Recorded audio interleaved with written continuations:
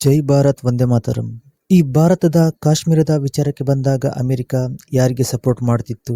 ಅವರು ಹೆಚ್ಚಾಗಿ ಪಾಕಿಸ್ತಾನಕ್ಕೆ ಸಪೋರ್ಟ್ ಮಾಡ್ತಿದ್ರು. ಈ ಪಾಕ್ ಆಕ್ರಮಿತ ಕಾಶ್ಮೀರ ಪ್ರದೇಶದಲ್ಲಿ ಅಮೆರಿಕದ ಎಷ್ಟೋ ಅಧಿಕಾರಿಗಳಿಗೆ ಕೂಡ ಭೇಟಿ ಕೊಟ್ಟಿದ್ರು.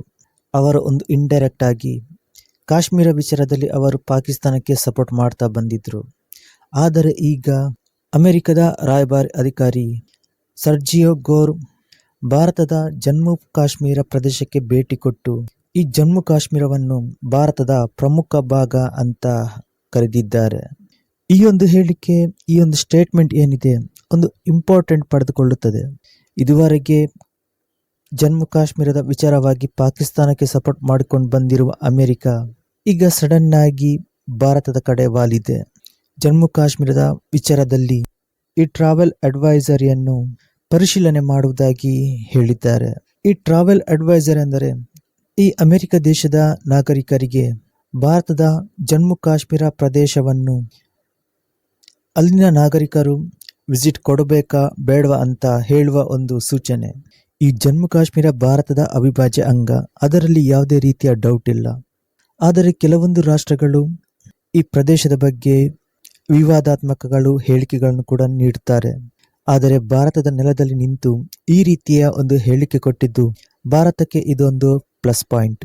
ಇನ್ನು ಎರಡು ರಾಷ್ಟ್ರಗಳ ನಡುವೆ ಸಂಬಂಧವನ್ನು ಸುಧಾರಿಸಲು ಇನ್ನಷ್ಟು ಪ್ರಯತ್ನ ಪಡುವುದಾಗಿ ಕೂಡ ಹೇಳಿಕೆ ನೀಡಿದ್ರು. ಈ ರೀತಿಯ ಹೇಳಿಕೆ ಕೊಟ್ಟಿದ್ದೊಂದು ಭಾರತಕ್ಕೆ ಏನೋ ಒಂದು ಖುಷಿಯ ವಿಚಾರ. ಆದರೆ ಈ ಹೇಳಿಕೆಯನ್ನು ಪಾಕಿಸ್ತಾನ ಯಾವ ರೀತಿ ತೆಗೆದುಕೊಳ್ಳುತ್ತದೆ ಅನ್ನೋದು ನೋಡಬೇಕಾಗಿದೆ. ಭಾರತದ ಕಾಶ್ಮೀರ ಅಂತ ವಿಚಾರ ಬಂದಾಗ ಪಾಕಿಸ್ತಾನ ಏನಾದರೂ ಒಂದು ಕಿತಾಪತಿ ಮಾಡುತ್ತೆ. ಇದರಿಂದ ಭಾರತ ಹಾಗೂ ಅಮೆರಿಕ ನಡುವಿನ ಸಂಬಂಧದಲ್ಲಿ ಒಂದು ಮೇಜರ್ ಡೆವಲಪ್ಮೆಂಟ್ ಕಾಣಬಹುದು. ಅಮೆರಿಕದ ಯಾವುದೇ ಸರ್ಕಾರ ಬರಲಿ, ಜಮ್ಮು ಕಾಶ್ಮೀರದ ವಿಚಾರಕ್ಕೆ ಬಂದಾಗ ಅವರು ಹೆಚ್ಚಾಗಿ ಪಾಕಿಸ್ತಾನಕ್ಕೆ ಸಪೋರ್ಟ್ ಮಾಡ್ತಿದ್ರು. ಇದು ಭಾರತದ ಕೆಂಗಣ್ಣಿಗೂ ಕೂಡ ಗುರಿಯಾಗುತ್ತಿತ್ತು. ಪಾಕಿಸ್ತಾನದಗಿಂತ ಭಾರತ ಹೆಚ್ಚು ಅಮೆರಿಕದ ಜೊತೆ ವ್ಯಾಪಾರ ವಹಿವಾಟು ನಡೆಸುತ್ತದೆ. ಅಮೆರಿಕದ ಆಯುಧಗಳನ್ನು ಖರೀದಿಸುತ್ತಾರೆ. ಇನ್ನು ಚೀನಾದ ಪ್ರಭಾವವನ್ನು ತಗ್ಗಿಸಲು ಭಾರತ, ಅಮೆರಿಕ, ಜಪಾನ್, ಆಸ್ಟ್ರೇಲಿಯಾ ಸೇರಿ ಕ್ವಾಡ್ ಒಂದು ಮಿಲಿಟರಿ ಸಂಘಟನೆಯನ್ನು ಕೂಡ ರಚಿಸಿದ್ದಾರೆ. ಅಮೆರಿಕಗೆ ಪ್ರತಿಯೊಂದು ವಿಚಾರದಲ್ಲೂ ಭಾರತದ ಸಹಾಯ ಬೇಕು. ಆದರೆ ಜಮ್ಮು ಕಾಶ್ಮೀರ ಅಂತ ವಿಚಾರ ಬಂದಾಗ ಅವರು ಭಾರತವನ್ನು ಪರಿಗಣಿಸುವುದಿಲ್ಲ. ಅದೊಂದು ವಿವಾದಾತ್ಮಕ ಪ್ರದೇಶದಂತೆ ನೋಡುತ್ತಾರೆ.